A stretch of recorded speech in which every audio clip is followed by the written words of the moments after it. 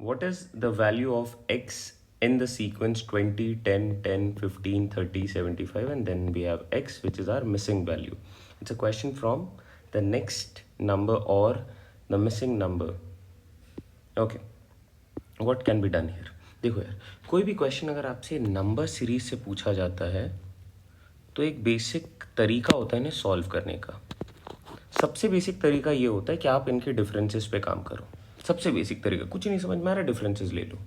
और कुछ क्वेश्चन में मुझे ग्राफ देखना पड़ता है कि अगर एलिमेंट्स को मैं ग्राफ पेपर पे प्लॉट करने की कोशिश करूँ तो किस तरीके से ये प्लॉट होंगे, कैसा ग्राफ बन के आएगा.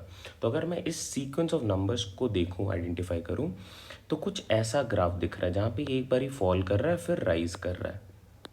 राइट, एक बारी फॉल करके राइज कर रहा है. ऐसा ग्राफ अगर आपको दिखता है, आप 99% ऑफ द केसेस में विथ श्योरिटी आप अपना पहला मल्टीप्लाइंग फैक्टर 0.5 या 0.5 को मैं हाफ बोल सकता हूँ, ये रख सकते हो. अगर आपको ऐसा ग्राफ दिख गया आपके क्वेश्चन में, मतलब 90%, 99% ऑफ द केसेस में ये होना ही होना है. चलो देखो, कुछ ऐसे आधे आधे क्वेश्चन होते हैं जहाँ पे ये पार्ट नहीं बैठता, बट हाँ जनरली ये बिल्कुल बैठ जाता है. अब मैं क्या बोल रहा हूँ, पहले पार्ट पे आप हाफ रख दो मल्टीप्लाइंग फैक्टर. तो मैं पहले क्वेश्चन लिख लेता हूँ 20, 10, 10, 15, 30, 75 and then we have x. Okay, आपको 20 से 10 पे जाना है और मैं क्या बोल रहा हूँ, पहला मल्टीप्लाइंग फैक्टर आपके लिए 0.5 होगा या हाफ होगा. चलो 0.5 से अगर मैं मल्टीप्लाई कर दूँ इसे, क्या बन गया, 10 बन गया. अब आपने ये देखना, आपने मल्टीप्लिकेशन से स्टार्ट कर दिया तो नेक्स्ट टर्म भी अगर ये कंटिन्यूटी मेंटेन करता है तो मल्टीप्लाई ही होगा. आप 10 में क्या मल्टीप्लाई करोगे कि वो 10 पे आप पहुंच जाओ, तो आप 1 मल्टीप्लाई करोगे. राइट, नेक्स्ट आप 10 पे, आपको 15 पे जाना है लेकिन मल्टीप्लिकेशन करते हुए ही जाना है, तभी तो यूनिफॉर्मिटी मेंटेन होगी, लॉजिक भी तो मेंटेन होना चाहिए.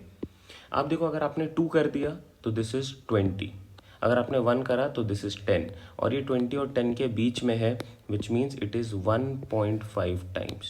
सो 10 इंटू 1.5 इज 15. 15 से 30 जाना है, मल्टीप्लाई करके क्या कर सकते हो, इंटू 2. तो अब देखो मेरे पास पैटर्न भी समझ में आ गया मुझे. 0.5 से स्टार्ट हो रहा मल्टीप्लाइंग फैक्टर, हर बारी 0.5 से इंक्रीमेंट होते चला जा रहा है. तो 30 इंटू इट इज़ 2.5.